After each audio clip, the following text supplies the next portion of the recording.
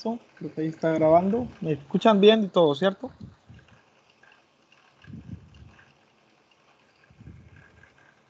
Listo, bueno. El tema de hoy Sí, profesor, escucha es... bien. Vale, muchas gracias. El tema de hoy es redes de distribución. El contenido temático tomado del texto guía de la Pescuaya, donde hay 7 temas, por decirlo así, o eh, capítulos, subcapítulos. El primero es generalidades, segundo trazado de la red, tercero especificaciones de diseño, cuarto menciona el cálculo hidráulico de la red cerrada o en malla, que es la que se utiliza, el tipo de red que se utiliza en ciudades. Calidad de agua en la red de distribución, algo muy somero sobre algunos modelos y ejemplos, por ejemplo, del decaimiento del cloro en la red. Las condiciones domiciliarias, digamos, sus componentes, y al final hay un ejemplo de diseño usando el método Hardy-Cross y longitud equivalente. En este caso vamos a analizar el ejemplo solo por el método de Hardy-Cross, que es un método manual, no entran no analizan temas, modelos más avanzados que ya están en el software y que están fuera del alcance de ese libro, pero hay otros libros que les mencionaré más adelante, donde ya entran en detalle en los métodos de cálculo de la red de distribución y sus software. Listo, lo primero es una breve reseña histórica del red de distribución, como tal del acueducto. Bueno, en 1500 a.C. hubo el primer sistema de transporte de agua en la isla de Creta. Luego Arquímedes, 250 años antes de Cristo, desarrolló las primeras leyes de la mecánica de fluidos. Luego, en el 100 años después de Cristo, surge el acueducto romano. Interesante, esto tiene libros ya enfocados a ese acueducto. En 1945 aparece la tubería de hierro en Alemania. Bueno, gracias a investigadores científicos, o sea, se, hay fundamento, se desarrollan fundamentos sobre algunos principios o bases de la hidráulica, como por ejemplo Pitot, en 1732, con la medición de la velocidad, Bernoulli, Euler. ¿Sí? Luego en Pensilvania se construyó el primer sistema de acueductos en el 1754, ¿sí? En Estados Unidos. ¿Sí? Ya algunos autores en los siglo XIX, más o menos, eh, desarrollan ecuaciones que permiten o son el fundamento de la modelación matemática, como por ejemplo Saint-Venant, la ecuación de cantidad de movimiento en 843. Darcy-Weisbach es en 1845 para la estimación de pérdidas. Hazen y Williams, que es una ecuación empírica de pérdida de energía, dado que en esa época había limitantes, eh, digamos, computacionales para desarrollar la ecuación o desarrollar el factor de fricción de Darcy-Weisbach. Entonces surgió una ecuación empírica de Hansen y Williams que permitiría calcular de manera más sencilla las pérdidas del sistema. Luego Hardy-Cross, que es en el 1936 formula las primeras ecuaciones para el análisis de sistemas de redes. ¿Sí? Y ya en la década de los 60 y 70 surgen ya modelos computacionales para la solución de redes de tuberías. Esas computadoras facilitan los cálculos de soluciones numéricas. Usualmente se desarrollan o se solucionan ecuaciones diferenciales en muchas tuberías, por ejemplo. Incluso ya hay algoritmos de cálculos que optimizan, por ejemplo, determinan el mínimo diámetro a menor costo, la energía requerida a menor costo, etcétera, etcétera. Gracias a esas herramientas computacionales que existen hoy día, uno de los métodos que implementa esos software es el método del gradiente, que es uno de los últimos de cálculo. para redes de Todini Pilati en 1988, que desarrollaron ese método, y es el método base para los software principales en el diseño de la red, por ejemplo, EPANET, WaterJet, etc. Bueno, hoy día existen varios software comerciales para modelación hidráulica y calidad de agua en la red de distribución de agua potable, ¿cierto? Sin embargo, estas no reemplazan el trabajo ingenieril, simplemente son una herramienta, es decir, hay un criterio para establecer un diseño adecuado y buenas prácticas en la modelación y diseño de redes de acueducto. ¿Listo? Bueno, este es algunos también unos métodos de manera cronológica, ¿cierto? Por ejemplo, acá está el gradiente. Algunos software también, KaiPy. Bueno, varios métodos que van surgiendo a lo largo del tiempo, ¿sí? Que también pueden consultar en esta tabla 7.1 del libro de Saldarriaga, Hidráulica Tuberías. Los sistemas de la red de distribución, bueno, hay diversos subsistemas, como ya hemos visto, se pueden convocar tomas, bombeos, la planta en sí, tanques de almacenamiento, transporte de agua, bien sea de agua cruda, de agua tratada, la red. En este esquemita se muestra la fuente de agua cruda, el bombeo, es pues, un ejemplo, y el bombeo pues tiene sus especificaciones, igual que la planta de tratamiento de agua, ¿sí? Tiene ya una serie de procesos que, por ejemplo, esto de la planta se aborda en otro curso, como hemos visto, y ya la distribución de agua, que viene el tanque y la red, ¿sí? Eso básicamente los sistemas de acueducto tienen varios subsistemas, ¿cierto? Es un conjunto de subsistemas. La red de distribución ya es el conjunto de tuberías, ¿cierto? Un conjunto de tuberías que están enlazadas entre sí y conectadas de tal forma que se le distribuye el agua tratada a la comunidad con buena calidad, con calidad que cumpla con la normativa de agua potable y cantidad suficiente, ¿cierto? Y también obviamente las presiones que son requeridas para que las comunidades se abastezcan de una manera adecuada. Bueno, el sistema de la red está conformado básicamente por, primero, la línea matriz y luego los tipos de tubería. Entonces, la línea matriz simplemente es la tubería, usualmente es tubería, que conduce agua, bueno, entre el tanque de almacenamiento y la red de distribución. Esa es la línea matriz. Transporta el agua al punto o puntos de entrada a la red. ¿Sí? Puede ser un punto o puede ser distribuir el agua o conducir el agua desde el tanque a varios puntos de entrada a la red. Entonces, el diseño depende de esa línea matriz, del trazado, del caudal, de las presiones de diseño. Generalmente se hace, es una conducción a presión, pero la fuerza impulsora es la gravedad. O sea, es decir, una diferencia de altura. Obviamente, si las condiciones topográficas los permiten, ¿sí? Si no, pues ya requeriría un sistema o un dispositivo que permita añadirle energía al agua para impulsarla, por ejemplo, el bombeo. ¿Listo? Y los tipos de tuberías, primero la red, la línea matriz es la que conduce desde el tanque hasta la red, hasta la entrada de la red. Luego viene la principal, la secundaria, la terciaria o menor y la domiciliaria. ¿Listo?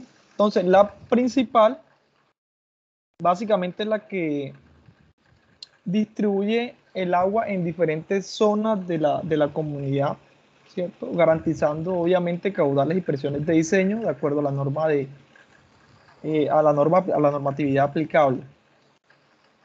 Estos son conjuntos de tuberías con diámetros nominales más o menos mayores o iguales a 12 pulgadas o 300 milímetros, diámetro nominal. Obviamente para el diseño se trabaja con el diámetro interno. Sobre esta red principal no debe hacerse ninguna conexión domiciliaria. La secundaria es la que alimentan a las redes terciarias y se abastecen de las primarias. Entonces las tuberías, ese conjunto de tuberías oscila entre un diámetro nominal de 4 y 12 pulgadas. Sobre esta tampoco hay que hacer conexión domiciliaria, a excepción cuando ya hay grandes consumidores, ¿sí? Que tienen, por ejemplo, conexiones, por ejemplo, superiores a 3 pulgadas. La red terciaria es la encargada de realizar conexiones domiciliarias, es decir, sobre la red terciaria es que se conecta la red domiciliaria, ¿sí? Y esta se alimenta de la red secundaria. El diámetro es menor o igual a 3 pulgadas y el diámetro mínimo depende del uso, pues, al que se esté abasteciendo. Por ejemplo, comercial, industrial o institucional. Y nunca se sugiere que debe ser menor de 1 de pulgada y media. ¿Listo? Y la conexión domiciliaria es la que se hace en cada predio. ¿Listo? Tiene obviamente su configuración y accesorios necesarios. Por ejemplo, tiene un medidor, una válvula de corte, bueno, etcétera, etcétera, tal como se muestra más adelante en un esquemita que se presenta en el libro de López Cuaya. Los diámetros nominales oscilan entre media pulgada a 3 pulgadas. ¿Listo? Bueno, esos criterios de los diámetros que se definieron, ¿cierto? Por ejemplo, las primarias que son mayores o iguales de 12 pulgadas, eso puede variar dependiendo de la normativa. Generalmente, cuando la población es menor de 6.000 habitantes, no hay red matriz, es decir, no hay una red principal, no hay una tubería principal, y la red secundaria es la que hace las veces de la red principal. Para ello, la modelación hidráulica que se aplique debe garantizar o permitir que ese sistema garantice caudal y presión a las comunidades, ¿sí? Y esa modelación se hace para tuberías con mayores diámetros nominales a 2 pulgadas. Cuando exista red matriz, ya la modelación hidráulica se hace básicamente en la red secundaria y primaria. ¿Listo? Bueno, los materiales de la tubería son los mismos que los de la conducción: hierro, acero, plástico, entre otros. Los diámetros comerciales dependen del fabricante, ¿cierto? Hay que revisar sus catálogos. Y los cálculos se hacen con el diámetro interno. ¿Listo? Los cálculos hidráulicos. En el trazado de la red va a depender de la topografía, de las características geológicas del suelo, del nivel de amenaza sísmica también. Hay que conocerlo para seleccionar una adecuada tubería y uniones de tal forma que puedan resistir esas amenazas sísmicas o en su defecto, pues si es posible evitarlas, no ubicar tuberías en esas zonas, ¿sí? Los tipos de red de distribución están las abiertas, cerradas y mixtas. Las abiertas no tienen ningún tipo de circuito cerrado. Entonces básicamente son tubos o líneas expresas en sistema de distribución. Se recomiendan para zonas rurales o de baja densidad, es decir, con promedio de 30 habitantes por hectárea, ¿cierto? Y se recomiendan en esas zonas porque son por razones físicas y económicas. ¿Listo?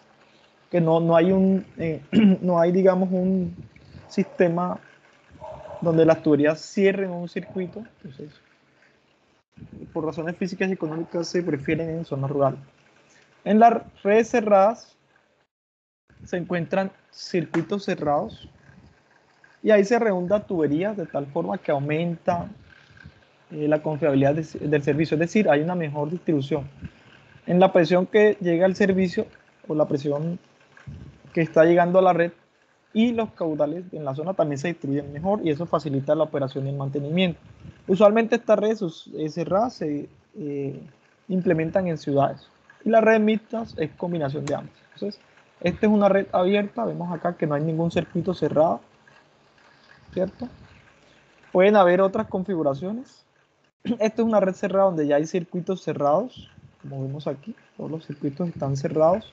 Y esta es una red mixta, hay redes abiertas donde no están cerrados y hay redes cerradas, ¿cierto? O circuitos que están cerrados, ¿sí?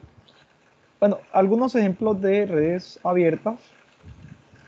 Por ejemplo, de una única entrada, por ejemplo, este puede ser un tanque y que llega el agua de acuerdo a la dirección de las flechas, ¿cierto? Por redes abiertas.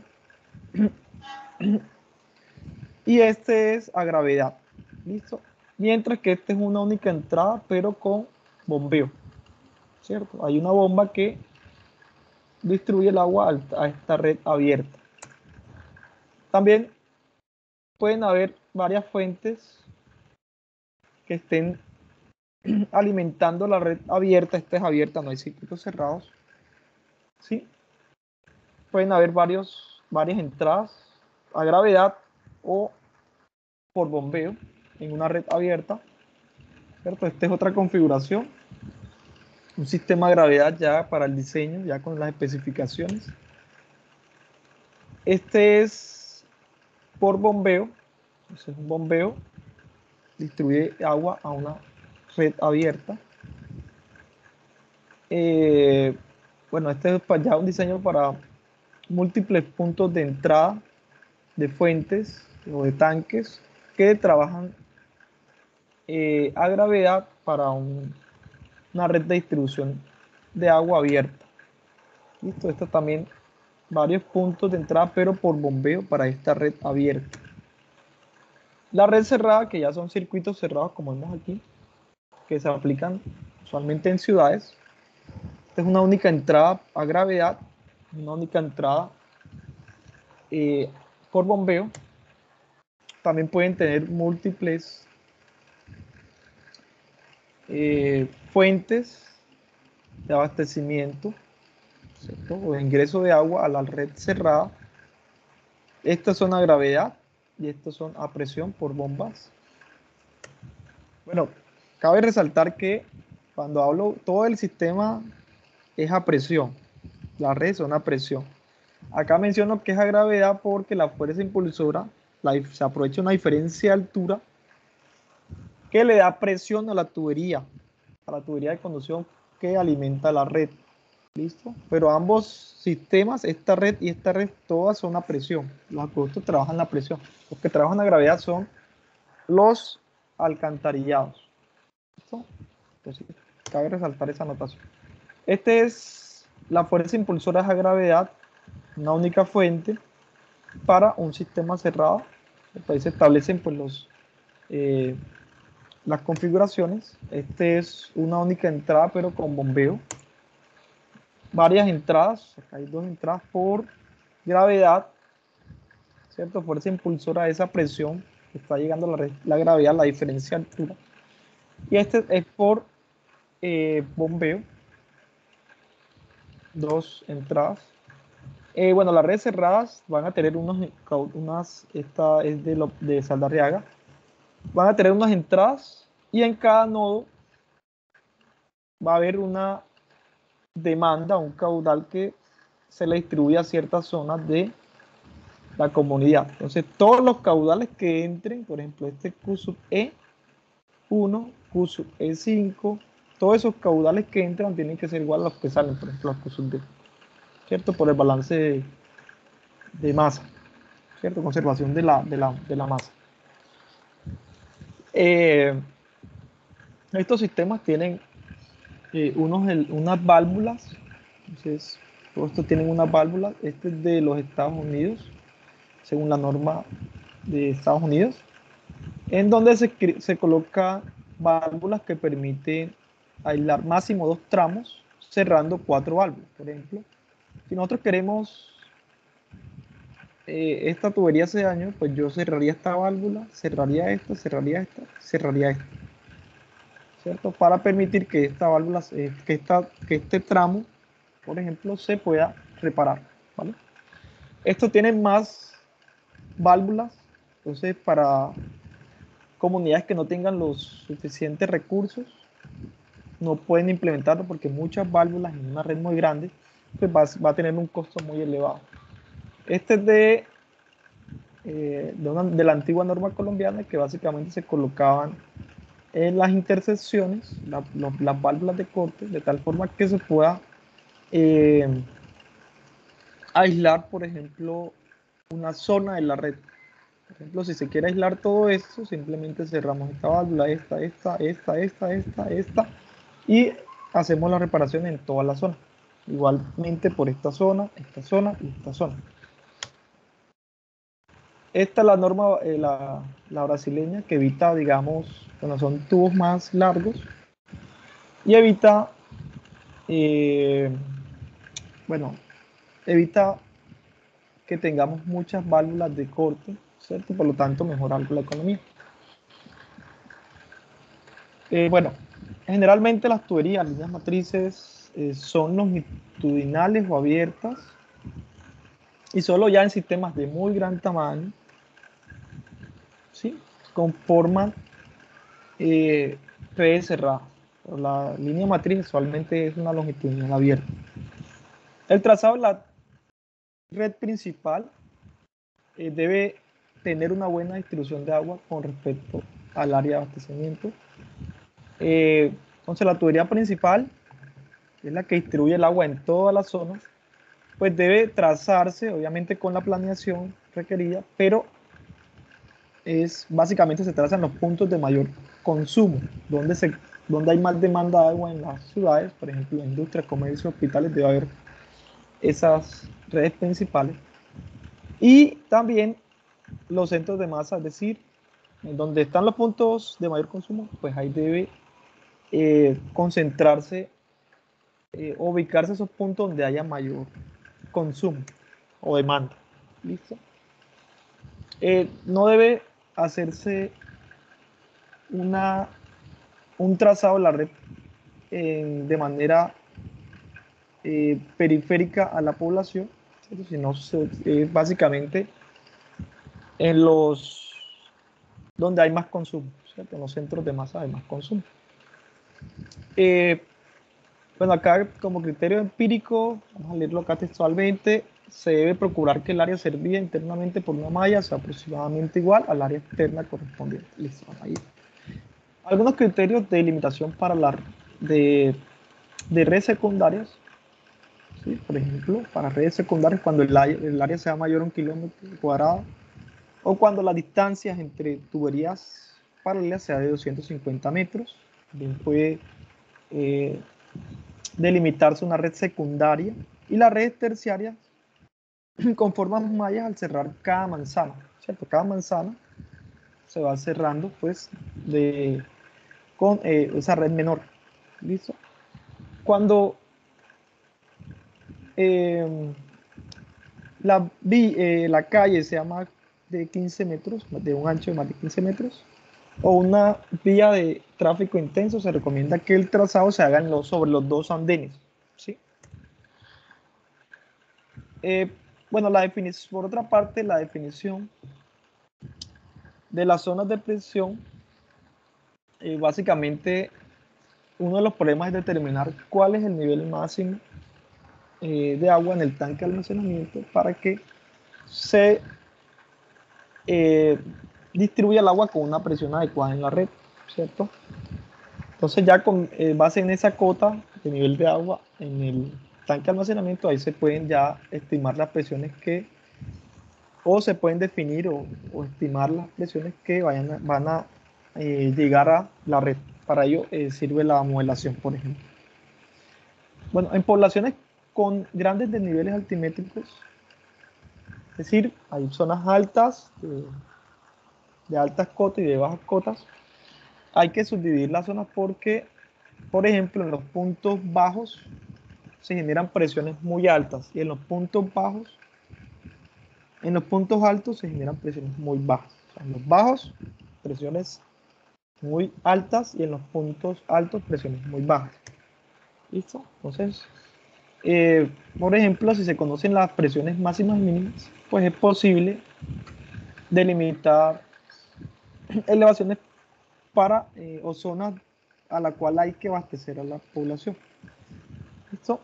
Entonces, este usuario más alto y este usuario más bajo, o sea, el usuario más alto, el agua que está llegando debe tener una presión, bueno, va a ser la presión mínima y el usuario más bajo va a tener una presión más alta, ¿cierto?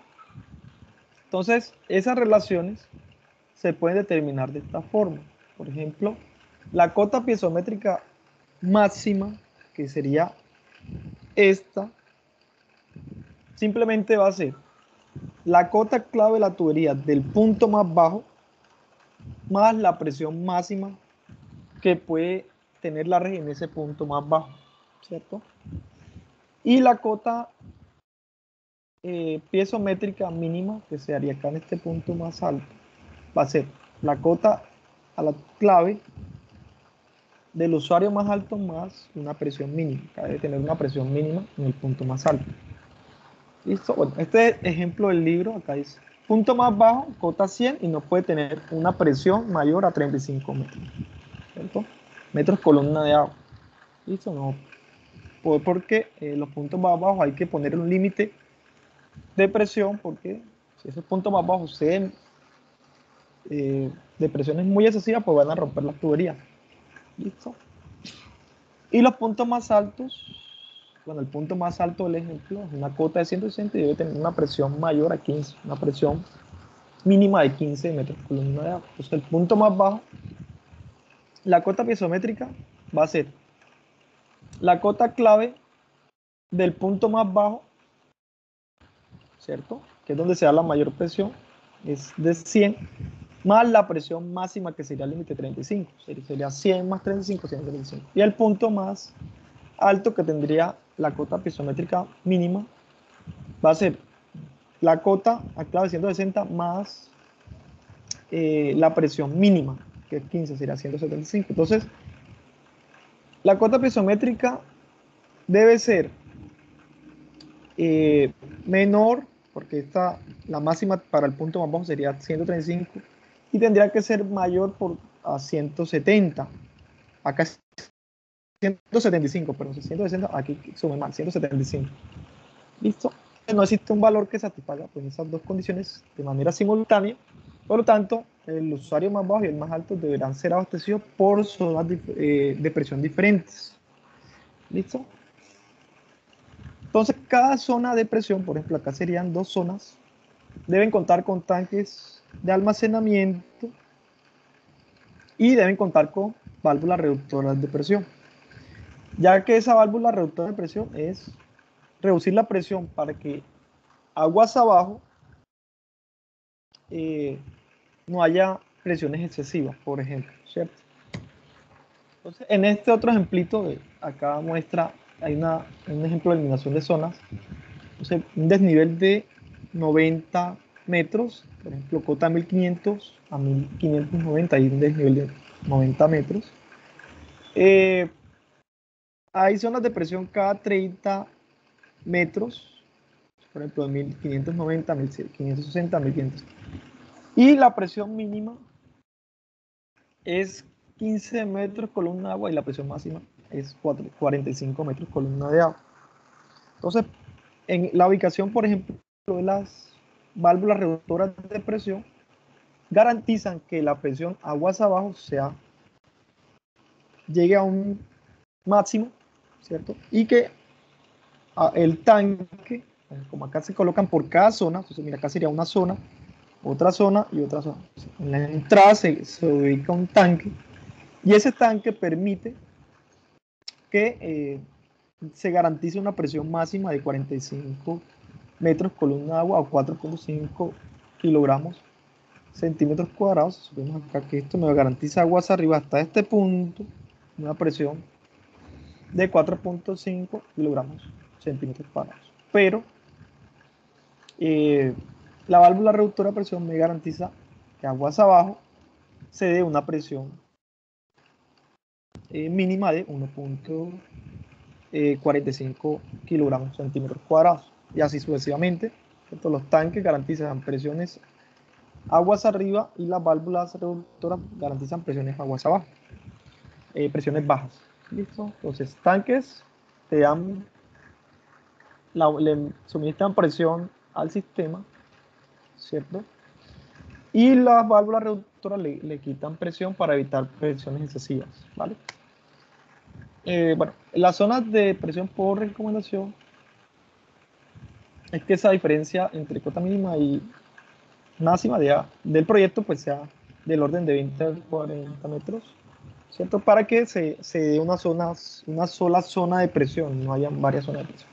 Cuando ya las diferencias son mayores de 40 metros, ya se crean problemas de presiones excesivas en puntos bajos o presiones bajas en puntos altos. Y diferencias menores de 25 crean zonas de presión innecesarias. Bueno, por otra parte, es importante lo que se está haciendo con la gestión de los recursos hídricos, en el tema del agua en las redes, ¿cierto? El cuidado del agua, es la sectorización de la red, ¿cierto? Entonces, digamos, eso es un tema que está muy, es un tema, digamos, de interés actual, la sectorización, dado que esto tiene unas bondades, ¿cierto? Que mencionaremos ahorita, que pueden consultar en el libro. Listo, pero básicamente esa sectorización es aislar zonas de, de la red. En esta, por ejemplo, no está sectorizada, en esta sí está sectorizada, vemos aquí, sector. Y esos sectores deben tener unos ingresos de agua. Acá simplemente el agua se distribuye en un solo sistema, acá no, acá ingresa. Y, por ejemplo, se pueden regular. Este sector, por ejemplo, se puede aislar de estos tres para controlarlo de una mejor manera. ¿Listo? Entonces, dependiendo de la población, un sector puede ser, este sector, por ejemplo, se puede subdividir en otro, por ejemplo. ¿Listo? Entonces, una red sectorizada permite evaluar y controlar pérdidas técnicas y comerciales, para facilitar labores de mantenimiento y operación, posibilitar la conformación de zonas de diferentes diferentes zonas de presión, instalar macromedidores entrada y salida para hacerle seguimiento a lo que están consumiendo las comunidades. También identificar fugas, conexiones, se pueden ya, al tener macromedidores en cada sector, pues se puede tener mayor control y por lo tanto una mejor gestión. Por ello hay unos libros que están enfocados a lo que es gestión por demanda de agua. ¿Listo? Es un tema también que hay cursos que me parece un tema actualizado. Y de hecho hay una normativa que se está exigiendo. ¿Vale? Bueno, el periodo de diseño, bueno, depende de las características de la población. Sin embargo, bueno, hay un periodo de diseño que está en el RAC, que es de 25 años, el tiempo al cual tu sistema de acueducto va a trabajar de manera eficiente. ¿Cierto? Lo que exige la norma son 25 años, la que está actual, que es la resolución 0330, ¿cierto? Sin embargo, pues hay unas, según la literatura, pues hay unas, digamos, consideraciones, ¿vale? Por ejemplo, redes de mayor tamaño van a requerir suministrar por más años, van a funcionar o van a requerir suministrar o caudal y presión adecuada por mucho más años, va a operar por mucho más años que una de menor tamaño, por ejemplo.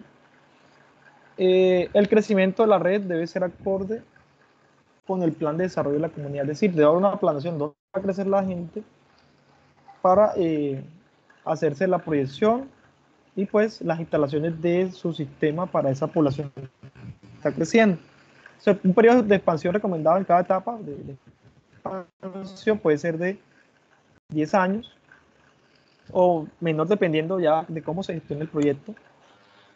¿Listo? Entonces, acá según la red hay unos años, por ejemplo, para red terciaria, que son diámetros nominales menores de 3, 15 a 20 años, y la principal es de 20 a 35 años. Sin embargo, el RAD dice 25 años. Hay que diseñar a 25 años. Es decir, que en 25 años el proyecto sea confiable, ¿vale?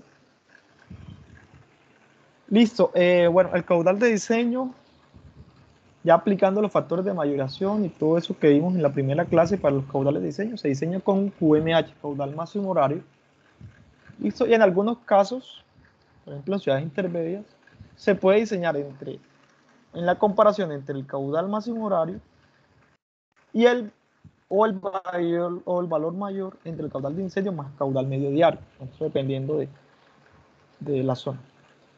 En el artículo 47, la red de distribución acá se logra ver que es con QMH, caudal máximo horario.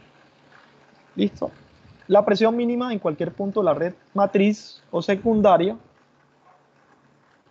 sea en la red principal o la red secundaria, debe ser superior a 10 metros columna de agua. Esa presión mínima. En ciudades grandes puede exigirse una presión mínima de 15 metros columna de agua. La presión máxima es de 60 metros columna de agua en esas tuberías. Y la presión máxima, como consideración, y por evitar también efectos, por ejemplo, del golpe ariete, evitar que esa presión máxima no exceda la capacidad o la presión de la tubería, ¿cierto? Entonces, si acá es 60 metros columna de agua, la tubería debe soportar al menos 60 y algo, 70, pero en ningún caso la tubería tiene que ser menor de 60 metros columna de agua, esa clase y material de la tubería no debe tener una presión de trabajo menor de 60 porque pues se va a romper. Bueno, la presión mínima y máxima, por ejemplo,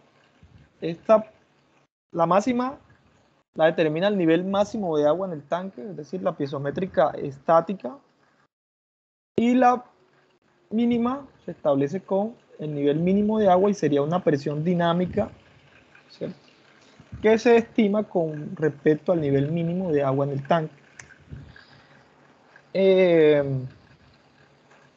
Bueno, algunas presiones de servicio, por ejemplo, si las localidades o comunidades cuentan con edificaciones, esta ecuación del ingeniero Bernardo establece cuál sería la presión mínima en función del número de pisos de una edificación. Entonces, la presión mínima se define como 1 punto que multiplica a 3 por el número de pisos más n. Entonces, ya esta ecuación resuelta, por ejemplo, si hay 3 pisos, la presión mínima sería 18 metros de columna de agua. Si son 5 pisos, 25 metros de columna. Si ya hay, por ejemplo, edificios con mayores a 5 pisos, ya cada edificio debe contar con su equipo propio para elevar el agua, por ejemplo, una bomba. ¿Listo? Que es lo que se ve en las edificaciones ya de las edificaciones que son altas, de múltiples pisos. ¿Listo? Bueno, las velocidades de diseño oscilan entre 0.9 a 1.5 metros por segundo. En zonas rurales puede ser más flexible, 0.4 a 2.5 metros por segundo. La profundidad mínima, pues, debe ser de 1 metro, ¿sí?, para evitar problemas de contaminación, de que la tubería no esté expuesta a cargas indebidas, como por ejemplo el tráfico de vehículos, entre otros. Pero en algunos casos puede reducirse a 0.6 metros, pero para ello pues hay que garantizar que el diseño estructural de la tubería, ¿cierto?, que no se vaya a dañar. Y la profundidad máxima normalmente es hasta 1.5 metros desde el terreno, o sea, el terreno ya modificado, hasta la clave de la tubería. ¿Listo? Las pendientes mínimas recomendadas: 0.04 cuando el aire se desplaza en la misma dirección del agua y 0.1 cuando el aire se desplaza en dirección contraria a la del agua. ¿Listo?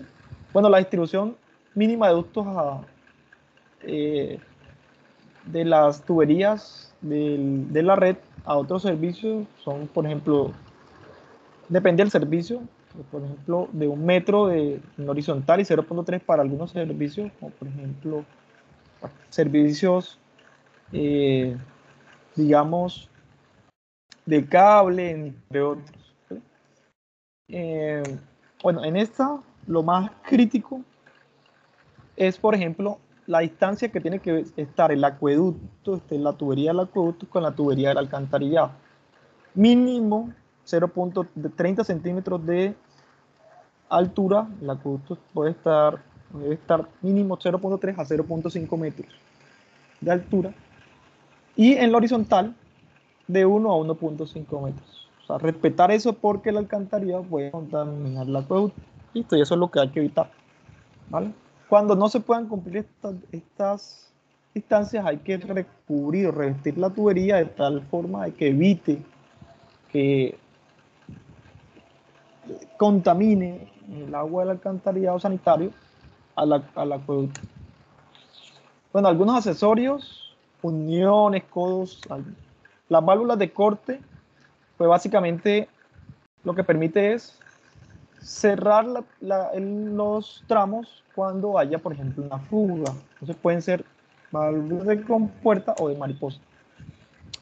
Y las válvulas, bueno, hay algunas consideraciones, por ejemplo, en redes matriciales, cada 1500 metros, y que en todo cambio de diámetro también hay que colocar una válvula de corte en la tubería de diámetro menor. En redes menores, para pequeñas poblaciones pequeñas donde no hay red matriz, pueden colocarse una sola válvula a la entrada. Bueno, listo, acá hay varias consideraciones que pueden ustedes leer. Válvula de corte, por ejemplo, estas válvulas que ya les mencioné ahorita para cerrar algunos tramos donde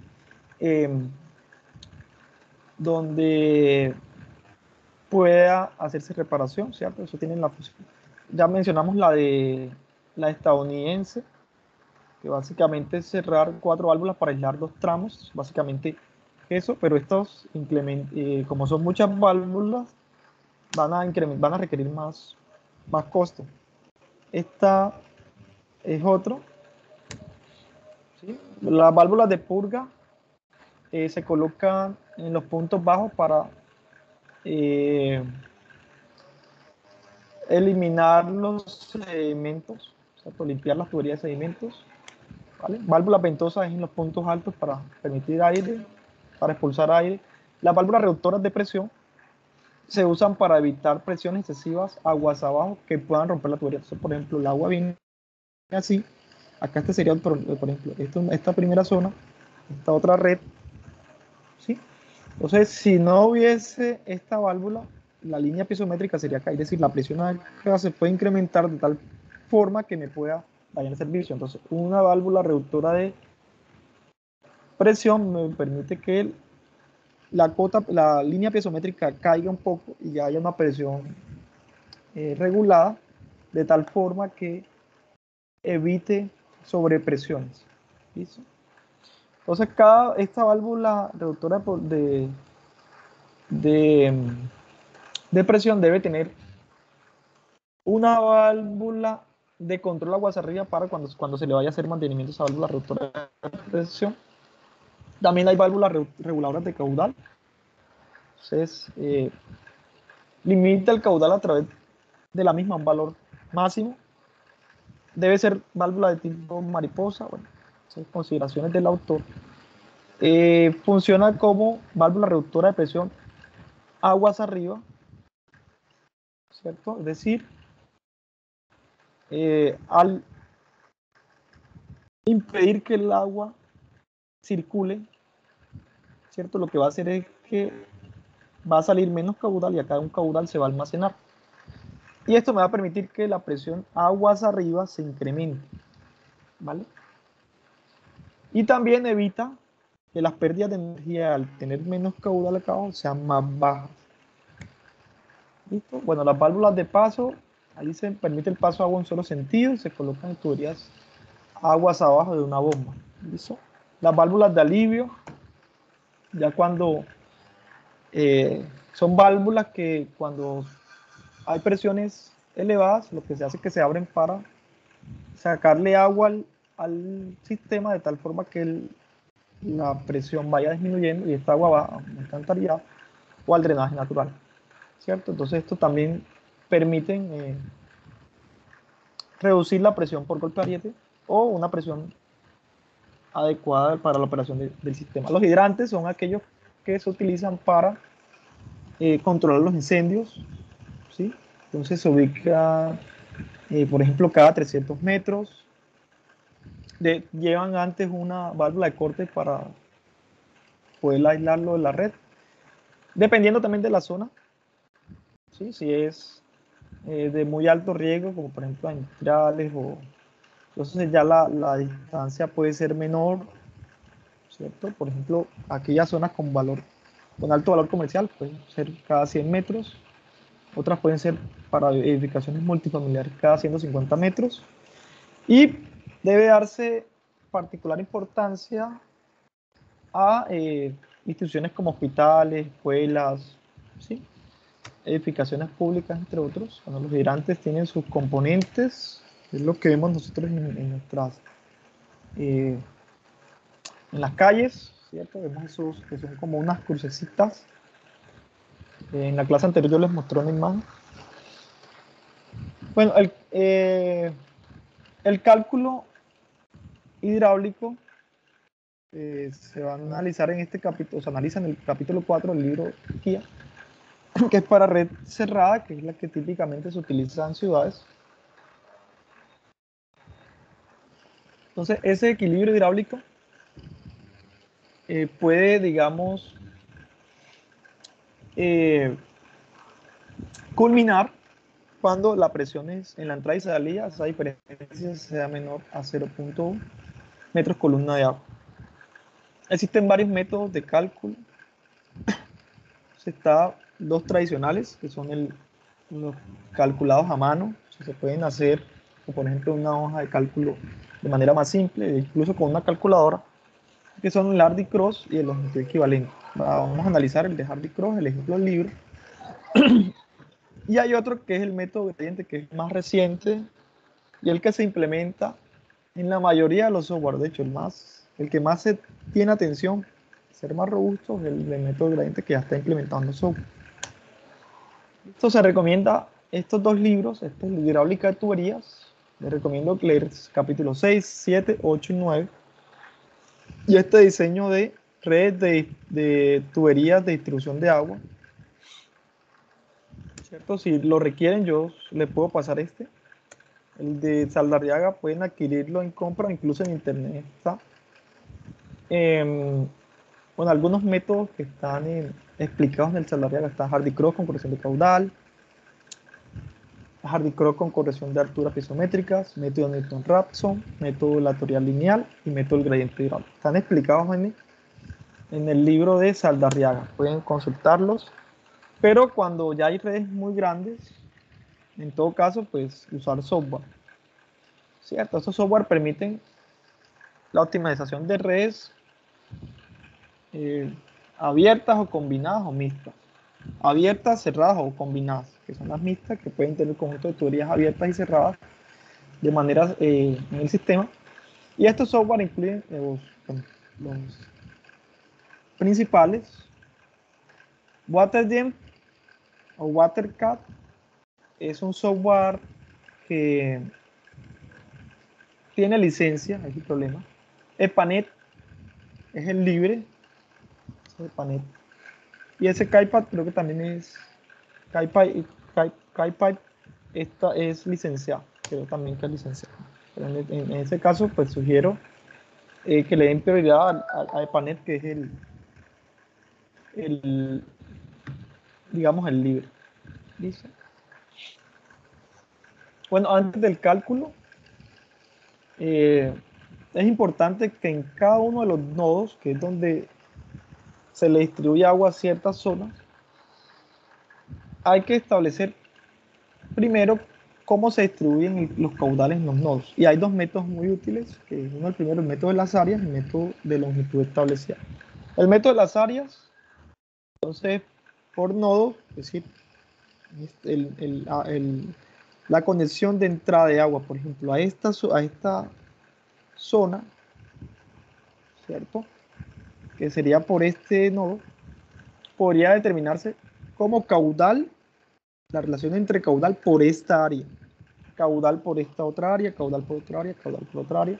Va a depender de acuerdo a los tipos de uso. Entonces se va a expresar el caudal unitario, es decir, litros por segundo por cada hectárea abastecida, ¿cierto? Y el método de la longitud establecida es la longitud abastecida, perdón, la longitud que va a abastecer cada nodo. ¿Listo? Entonces va a ser litro por habitante por cada kilómetro. ¿Listo? O litros por segundo por cada kilómetro de tubería. Es litro por segundo. ¿Listo? Entonces este es para redes pequeñas, relativamente simétricas y uniformes. ¿Vale? Bueno, este método de Hardy-Cross, también llamado método de pruebas y errores controlados, acá se suponen primero caudales y diámetros iniciales y mediante un proceso iterativo que termina cuando la diferencia de las presiones no sean a los 0.1 metros por columna de agua o la pérdida de carga no sea 0.1 metros. Entonces, en este sistema, por ejemplo, si se hace el recorrido de 1 a 2, 3, 4 a 5 y de 1, 6, 7, 8 y 5, entonces las pérdidas de carga que hay entre este punto y este punto, si se hace recorrido por por esta vía o por este otro camino, la caída de presión va a ser, la caída de pérdida o la energía va a ser la misma. Incluso la caída de presión va a ser la misma porque el sistema entra en un equilibrio, ¿vale? Entonces eso es uno de los supuestos importantes, es decir, que las pérdidas las pérdidas de carga deben ser asumatorias, deben ser cero. Y como inicialmente se suponen caudales, esas diferencias de pérdidas pueden ser relativamente grandes al inicio, pero a medida que van corriendo las iteraciones, esas diferencias van convergiendo y usualmente hay una, bueno, la convergencia se da muy corta, en muy pocas iteraciones. ¿Listo? Ese método de Hardy-Cross se puede implementar en varios métodos de cálculo, por ejemplo en Darcy-Weisbach, los Hansen-Williams. Y la estructura de pérdida de carga para cualquier método de cálculo de pérdidas, o sea, pérdida de carga igual a una R Q a la N, tiene esta estructura. Y debe cumplirse que la sumatoria de las pérdidas sea igual a cero. Entonces, es lo que se busca que esto sea cero. Ahorita lo vamos a ver en el ejemplo, pero como inicialmente se asumen caudales, usualmente no va a hacerlos, o necesariamente no van a ser los correctos al inicio, pero hay que iterar hasta lograr esta igualdad. Listo, incluso la sumatoria de los caudales que entran y los que salen también, pero esos son supuestos. Y la corrección de caudal, esta es la ecuación que interesa, si se desarrolla esto para Hansen y Williams, entonces menos la sumatoria de la pérdida sobre 1.85 sumatoria de pérdida por cada circuito sobre la sumatoria de pérdidas de la carga en cada circuito, y esto es sumatoria de la relación entre pérdidas y caudal de cada circuito. Entonces, cuando se hace todo el cálculo, el método te va a converger, pero hay que verificar, en todo caso, la presión y velocidad de diseño, ¿cierto? Que cumpla con las presiones y criterios de velocidad. Listo, bueno, eso tiene un desarrollo, eso tiene un desarrollo de cómo se llega ahí, en el libro está, entonces pueden consultar cómo se obtiene esa ecuación de delta Q, que ahí se aplica a un polinomio Taylor, se aplica algo de álgebra y se llega a esa ecuación, a esta para Hansen y Williams. ¿Listo? Pero para Darcy-Weisbach tendrá otra estructura. ¿Listo? Bueno, este de longitud equivalente, que es otro método manual que está en el libro, de hecho, el ejemplo de cálculo también está resuelto con longitud equivalente, se le va a quedar para que usted lo investigue. Bueno, ya en cuanto a la calidad de agua en la red de distribución, ya hay programas que incluso modelan la calidad de agua en la red. Entonces, pueden analizarse concentraciones de químicos, por ejemplo, cloro residual en redes, su efecto en el tanque de almacenamiento. La modelación o el análisis de la calidad de agua se hace a través de modelación de procesos en transporte de tuberías, mezcla en nodos y mezcla en los tanques. En el transporte de tuberías, un caso típico, como por ejemplo, el caso típico es la concentración de desinfectante, ejemplo el cloro, que decae, un contaminante no conservativo decae, es decir, se va degradando, dado que el cloro puede reaccionar con la materia orgánica, es decir, la oxida, ¿sí? Y también puede interactuar con las paredes de la tubería y puede haber una corrosión ligera. Listo, y ahí va a haber eso explica el por qué el cloro decae, la concentración del cloro decae en el tiempo. Listo. Esta es la ecuación para eh, el cloro, como la tasa de cambio del cloro en tuberías. Esta la pueden detallar en el libro. En nodos, va a haber un balance de masa, por ejemplo, para encontrar las concentraciones que salen. Y también en los tanques, ¿cierto? Hay una tasa de cambio de la concentración de cloro en el tiempo, que se puede estimar. Las conexiones domiciliarias se hacen a través de una tubería o acometida que conecta, o bueno, se conecta a la red terciaria, esa sería la red terciaria, de la tubería menor, esa sería la acometida, una tubería flexible que va a las casas. ¿Sí? Esta tiene sus especificaciones, tiene sus diámetros, bueno, uniones, registro, un registro de corte, el medidor y ya lo que ingresa a la caja, su caja, ¿cierto? Bueno, los medidores pueden ser desde los más simples, mecánicos, ultrasónicos, hasta los más complejos, magnéticos, entre otros. Bueno, por economía se utilizan más como los mecánicos, ¿vale? Dependiendo de las capacidades. Lo ideal es tener algo de más precisión, pero eso implica una inversión. ¿Listo? Bueno, como se ha indicado anteriormente, eh, los diseños de la red deben hacerse por planeación hacia dónde crezca la población y hacia dónde más se concentra, se hacen los trazados. ¿Listo? O sea, en este ejemplo de diseño, que este sería el enunciado, entonces es un ejemplo para ilustrar un proceso de modelación básico hidráulico de redes mediante un proceso de cálculo manual. Es un ejemplo teórico, no van a encontrar toda la planeación del proyecto, de cómo se traza y eso, no, simplemente es... Y estos son los datos desde distribución proyectada, en la que se muestra en la figura 13.23. ¿Sí?